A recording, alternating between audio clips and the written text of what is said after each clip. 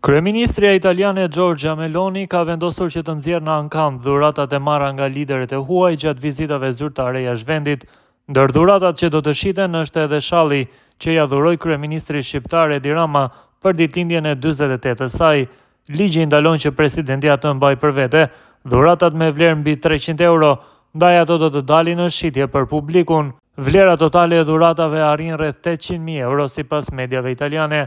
Objekte të ndryshme do të menaxhohen nga shtëpia e ankandeve Bertolami Fine Art në Rom. Deri tani nuk është publikuar lista e plotë e dhuratave që do të dalin në Ankand, por ato janë mbi 270 sende dhe ruhen në një dhomë të Palazzo Chigi, raporton La Repubblica.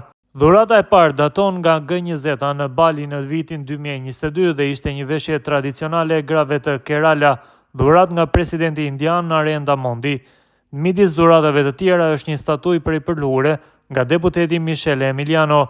Ankandi përfshin gjithashtu 2 byzylyk metalik, 4 piktura, një pjatë metalike, një varse unaz dhe vath. Ka edhe këpucë me piton blu nga një stiliste saudite, vazo, bijuteri dhe një shkrim në valixhe të kuqe.